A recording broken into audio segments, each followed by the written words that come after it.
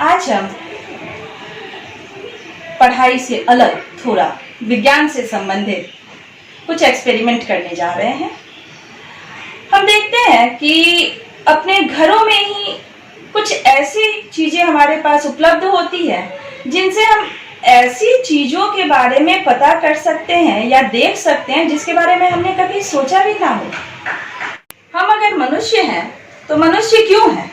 क्योंकि हमारे अंदर 23 जोड़े क्रोमोसोम पाए जाते हैं और ये जो क्रोमोसोम होते हैं वो किन चीजों से मिलकर बने होते हैं? डीएनए और हिस्टोन प्रोटीन से मिलकर बने होते हैं।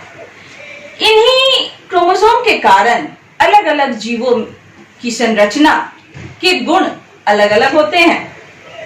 जी हाँ, तो आज हम इसी डीएनए को अपने घरों में पाए जाने वाले सामानों से ही एक्सट्रैक्ट करेंगे, यानी डीएनए को आज हम देखेंगे कि डीएनए कैसे हम निकाल सकते हैं। बहुत ही साधारण सी चीजें। सबसे पहले हम ये बनाना यानी केले को लेते हैं।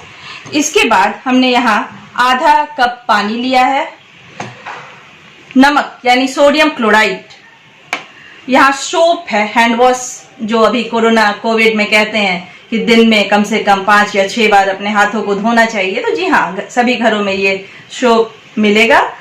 ये सैनिटाइजर, हैंड सैनिटाइजर, जिसमें अत्यधिक मात्रा में 70% करीब इसमें अल्कोहल है। साथ ही चाकू, छन्नी और चम्मच, इन सभी चीजों की सहायता से आज हम डीएनए निकाल लें।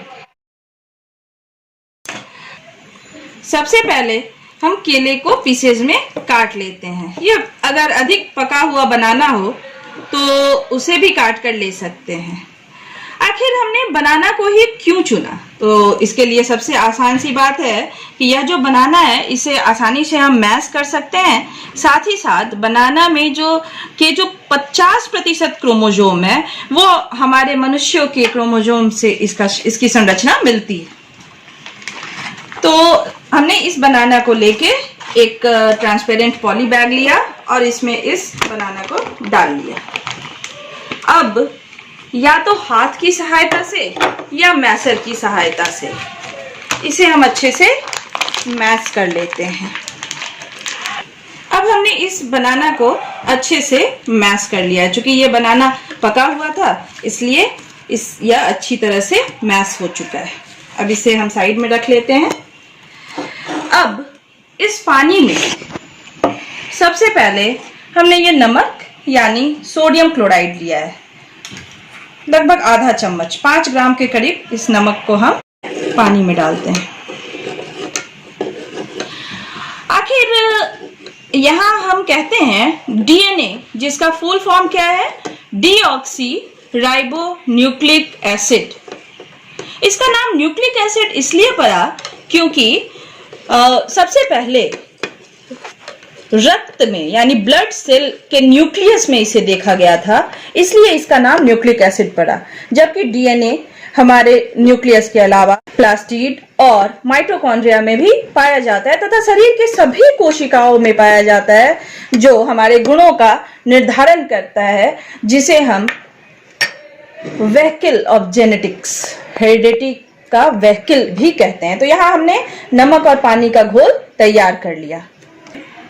अब हमने इस हैंड वॉश से 1 चम्मच हैंड वॉश इस घोल में डाला और इसे पुनः अच्छी तरह मिला लेते हैं। वॉश और नमक पूरी तरह से इसमें धीरे धीरे करके घुल रहा है। अब हैंड वॉश की यहाँ क्या जरूरत है और सोडियम क्लोराइड की क्या जरूरत है, यह भी हम देखेंगे कि कढ़ाई में जब बहुत गंदगी रहती है उसके ऊपर जब हम सोप डालते हैं तो आसानी से वह दाग छूट जाता है, क्योंकि साबुन का काम है कि कोशिका की प्लाज्मा मेम्ब्रेन को तोड़ देना। क्योंकि प्लाज्मा मेम्ब्रेन जो होता है वह लाइपोप्रोटीन का बना होता है, यानी उसमें लिपिड पाया जाता है और लिपिड को यह जो साबुन है, साबुन का घोल है, वह लिपिड को तोड़ देता है।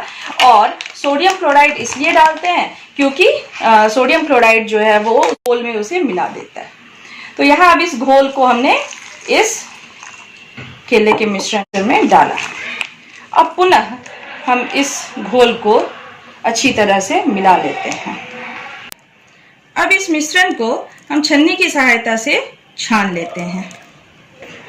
यहाँ हमने केले का मैश किया हुआ, जो हमारा मैश किया हुआ बनाना था, उसमें सोडियम क्लोराइड और साबुन का घोल हमने डाला और उसे हमने छान लिया। छानने के बाद क्या हुआ कि यहाँ जो डीएनए है वो पानी में पूरी तरह से घुला हुआ है अभी, और जो साबुन है उसने क्या किया है, उसके प्लाज्मा मेम्ब्रेन को तोड़ दिया है और वह पानी में घुल चुका है। अब हमने यहाँ स्पिरिट लिया। स्पिरिट में क्या है, अल्कोहल है।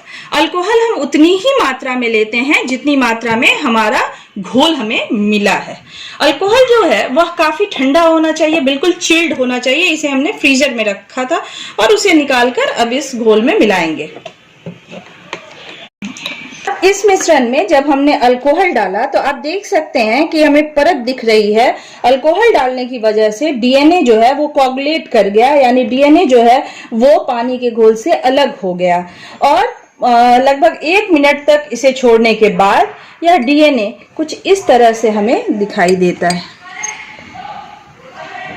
यह जो व्हाइट कलर की संरचना है, जाले की जैसी संरचना, यह हमारा डीएनए है। दिख रहा है आप सभी को? ये जो अलग कोगुलेट होके आया है, ये क्या है, हमारा डीएनए। काफी अच्छा डीएनए यहाँ निकल के बाहर आया है। और चूंकि इसमें हिस्टोन प्रोटीन भी है, इसलिए थोड़ा इसमें जाले जैसी संरचना है, लेकिन ये क्या बना है, हमारा डीएनए एक्स्ट्रैक्ट यहाँ निकल के बाहर आ चुका है। तो इस तरह से हम घर पर बहुत ही आसानी से डीएनए केले से बाहर निकाल सकते हैं, और इसी तरह की डीएनए की संरचना हमारे शरीर में भी पाई जाती है। अगर इसे हम माइक्रोस्कोप के अंदर में देखेंगे तो डीएनए की संरचना हमें दिखेगी।